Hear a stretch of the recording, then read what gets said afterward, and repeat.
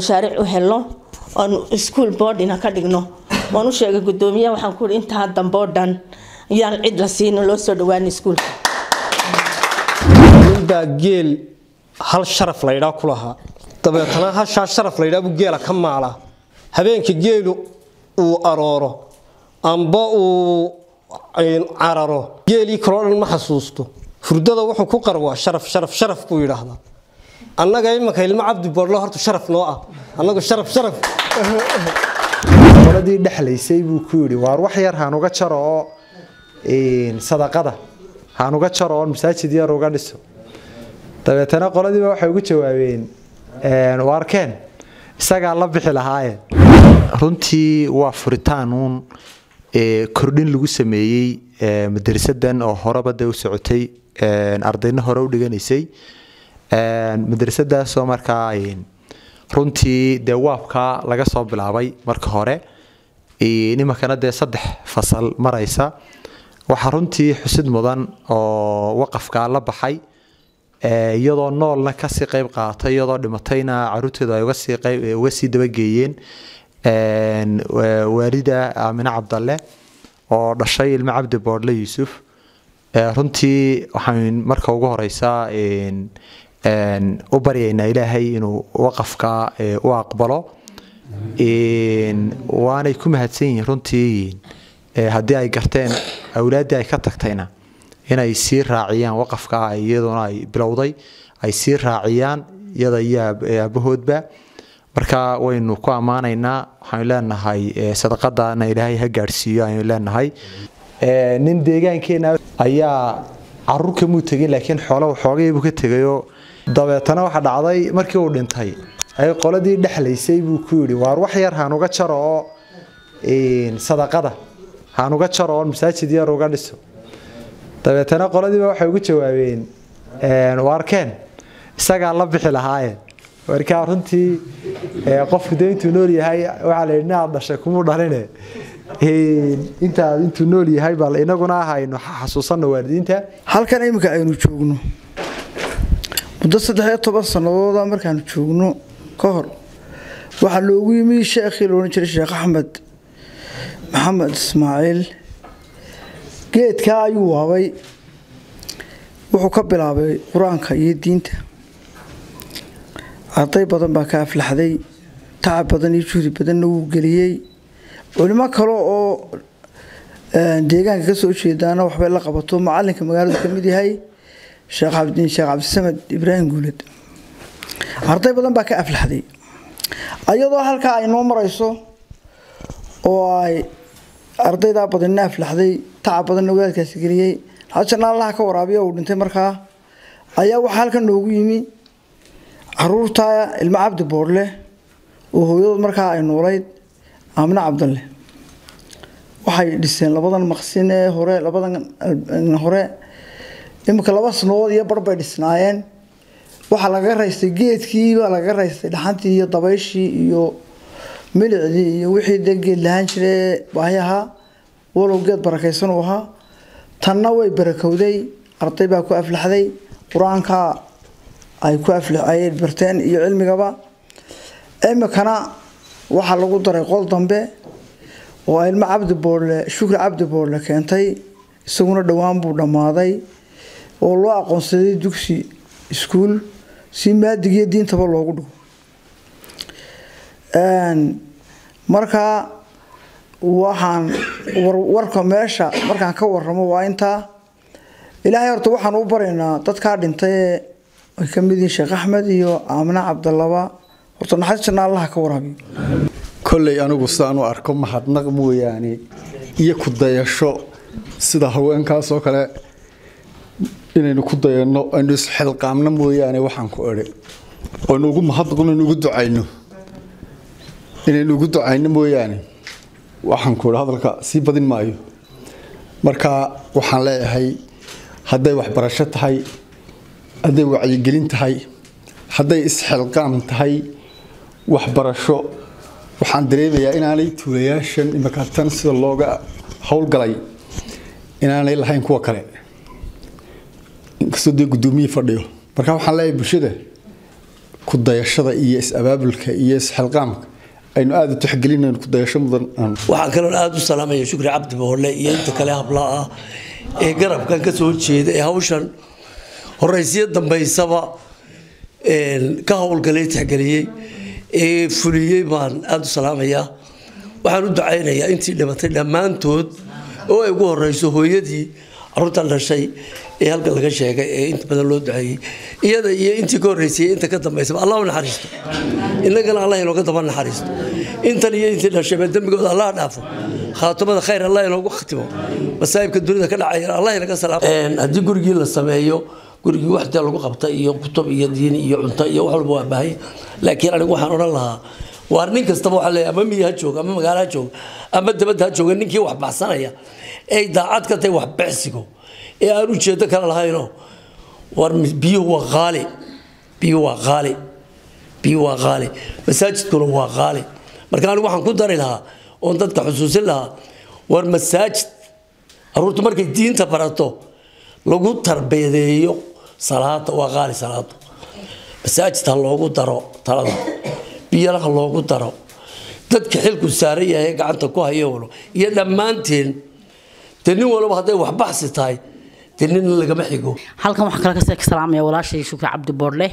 iyo ilma Cabdi Boole dhan aad baan salaamaya waa dad aad u gacal jecel walaalatnimo jecel ehelnimo jecel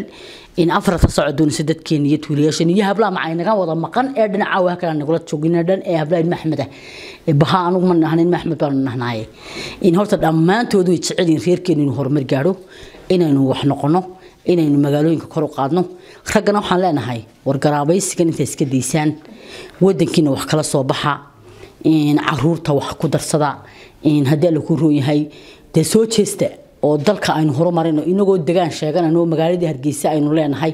oo cid inaga lahayn bino hadana tuuliyaashin wada hooseeyaan labada kalmood waxay iga yihiin in malcaamadan markii hore hooyada Ilaahay u naxariisto ayaa magaceeda aan ugu sameeynay aniga iyo Sultan Yusuf Maxamed Xiiray oo waftiya oo ka nimid bali ugaad ayaan soo maray waxaan arkay meel geeda ay caruur hoos fadhido waxaan waa maxay caruurtani waxay halkaas ay fadhiyaan waan fajacay marka sida ay ugu jirtay ay hooyada xanuunsatay sariirtii bay kortay hadalkii baa ku yaraaday waxaan gartay wax yaran anigu u hayay oo yada maalkeediya oo dahabkeediya inaan ugu maaragtay caruurta ugu bedelo marka sidii baan yeelay wallahi anoon kaba tashan la tashan caruurtayadii ayaan yeelay marka dabeetana malcaamadii waa naga labada aqoon halkaan ka dhisnay way nooleed waana lagu soo duceynayay in caruurta iyo macallimiintu ay ku habibay haayeen ma sha Allah anaga laftayaduna waliba anigu xusuusanna niyadaba aad ugu qabowday mar walba waxaan leeyahay alxamdulillah rabbil caalamiin hooyaday adduunyada saaran mar hadaad wuxuu samaysay waa wixii Ilaahay loogu xamdinaqaa oo iska leedahay waxeediyo xoolaheediya oo cid kale wax ku darsan imikana intan yare dambe anaga kordhinay in hadii Ilaahay ka dhigana waan soo kordhin doonaa waxaan ku wadnaa insha Allah bidmillaahi kariim inaan mashaariic u helno oo school board ina ka dhigno waan u sheegay gudoomiyaha waxaan ku inta dambe oo dhan yaan cid la siin loo soo dhawaan iskuulka marka dabeetana taasi waa taa degmada oo gudoomiyaha degmada ugu horeeyo Ibrahim na waxaan ka codsan lahaa inay malcaamada iskuulka waa iskuul imka iskuul aamin waxaan leenahay waa meesha ammaanka Ilaahay waxaanu ka baryaynaa inuu noqdo kii aad ka faa'iideysataan ee caruurta yar ee dhigataana ay noqdaan kuwii aflaxa macallimiinta ku taabacday ee wax u dhigta ilaa imikana Ilaahay ka jacaysiiyo iyagana waxaan leeyahay ka daalinaysiin wada isla markaa waxaan idinka codsanayaa inaad ku soo dhiirigelisaan wali caruur yar yar baa ay jooga meelahan oo iska taagtaagan waxaanu ka dhignay iskuul waa la diiwaan geliyay imika waa madrasadaha kamid ah gobolka Maroodijeex marka dabeetana imtixaan ba laga qaadaya ardayda waa loo imanayaa waa la kormeerayaa waa laga warhaynayaa in macallimiinta laftooda wixii gunadooda iyo nafaqadooda ana waa laga warhayn doona laakiin se imika inta ka sokaysa idinka ku shaqale reer ina baro يا عيد كلها كسوقنا ما قليستان taasi waa taa marka dabeetana insha Allah bismillaahi kariim waxaan rajeenaynaa inay hore u sii wadno oo hore u socoto gudoomiyaha degmada Sabab Wanaagna waxaan ka codsan lahaa inuu ka warhayo si gaar ah la baxay madrasada Aamina Cabdalle iyo caruurteeda ilaahay ka siiyo xasanaad iyo ajar iyo sadaqad aan go'in ilaahay ha ka siiyo ilaahayna ha u naxariisto waynu dacaynaynaa waxa weeye deegaankuna aad iyo aad buu ugu baahnaa madrasadan oo deegaankan oo dhan madrasad sidan u dhisan amba sidan u qalabaysan ma aha marka wax aad iyo aad loogu amaano cidii bixisay iyo cidda ku tacabtay intaba waa wax aad iyo aad loogu amaano aad iyo aad loogu daydo dadka kale amba dhaqaalaha haya amba dee waalidiintoodu dhimatayna waxaan leenahay war sadaqada sidan ay ula baxeen dadka waalidiintoodii wax ula baxay siday ula baxeen ula baxa adduunyada waxba laga qaadi maayo qof waliba uu iskaga tagayaa waxa ka raacayo inta sadaqada qodobka ilmo Cabdi Boorlaan oranaya waxa weeye horta ilaahay miisaanka xasanaadka dhammaan waalidiintii liya ilaahay ha u saaro waana ugu ducaynaa mar walba waan ugu ducaynaa waxa la yiri ninba geel hal sharaf la yiraahdo kulaha dabeetana hasha sharaf la yiraahdo geela ka maala habeenka geelu uu arooro amba uu cararo geeli koroon ma xasuusto furdada wuxuu ku qarwaa sharaf ku yiraahdo annaga imaka ilmo Cabdi Boorle horta sharaf noo ah annaga sharaf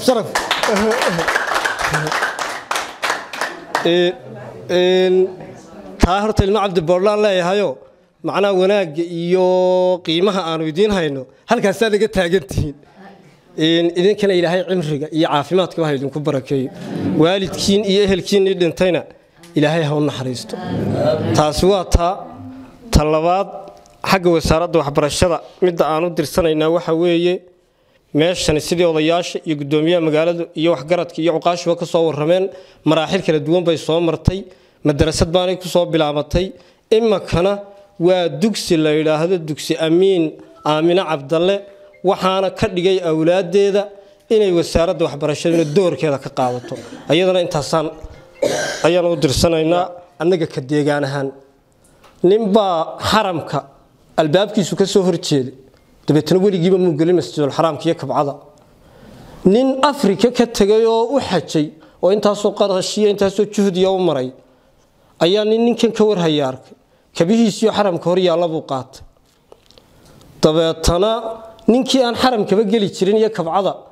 ayuu ku yiri ninka albaabka leh ayaa kabahaagii qaatay wuu galay wuxuu warintii aan masjidul xaraamka ku jiray maxaad kabaa iga qaadatay kabaaysi nin xujaajo Afrika ka soo xajay baan ahay wuxuu war masjidul xaraamkan aad sheegayso weligayba maan gelin macnaha taa waxaan uga socdaa dadkeena deegaanku iskuulkii oo dadka Mareykanka jooga iyo dadka aan halkan cidiba ka joogo sida la inoogu tabcaayo oo tacabka la inoo gelinayo hadii inuu ka faa'iideysan weyno ninka masjidul xaraamka ka soo horjeeda weligiiba gelin baynu noqonaynaa aynu ka faa'iideysanayno inaguna doorkeena ka qaadanaa leeyahay ma habeen baan anagu dargadiiro halkan oo imaka maqaamka la yiraahdo aan joogno ayaan Sheekh Axmed ku wari sheekh intaynu sabarada qaadana buurtan aynu ka soo fufujino dee dhagaxaan oo aynu dadkeenaniyo dee horta qol aynu ardayda roobka ka gasho aynu dhisno dabeetana wuxuu yiri Sheekh Axmed war dad ilaahay jecel yahay baa meeshan imanayo dhisaya dadkii ilaahay jeclaaya dhisay ilmo Cabdi Boorle noqdeen Allahumma salli ala Muhammadin qodobka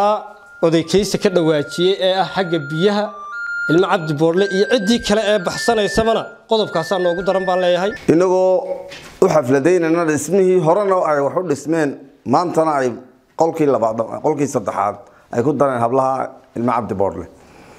horena ay u dhiseen labada qole hore oo ugu waqfeen hooyadood waxaan leenahay Ilaahay subhanahu wa ta'ala miisaanka xasanaadka Allah ugu daro ducada hore loo duceeyay iminkana waan raacinayaa waxaan leeyahay Ilaahay subxaanahu wa ta'aala midaan ilmihiisa anfacda Allah ka dhigo ducada waa sadaqa jaariyo saddex nabigu calayhi salaatu wasalaam wuxuu yiri qofka bini aadamka markuu dhinto amalkiisu uu go'aa saddex shay mooyaan cilmi uu ka tagay oo la si intifaacsado walad saalixa uu soo duceeya iyo sadaqa jaariya labadii saddexdiiba waa haysaano cilmigiina waa tii lagu baranayay halkan sadaqa jaariyana waa tan oo way socotaa walad saalixun yad'u lahu waa tan oo kuwa waalidiintiina u ducaynaysan saddexdiiba ku bishaaraysan waa hasheenay الله يدي بركة وأنا ترى عيني أنو مقالة يريد أن هو بيت البركة شكرا وحنا بلان قاضينا هورنا كدق معهان أنا جيني ما كدقان كوا اسكو حدنا هايو أنا قون قدومي هدق ماذا بقى هين بنو جور هيون ده كلا حديدي أنا يماني راشيك وكيني مع سكرته مع أرضيدا ها أنا جو إمك قدومي هدق ماذا أنا إن شاء الله تعالى أدنى قصي ورهيني يعني اريدا اتري waa soonaha loogu talagalay maxadka iyo boarding school kana ma anaga maamul ahaan dhashaan ku xafidayna tuulo ahaanna waa inaan ku xafidaa mar dileena ilaahay idinkiisa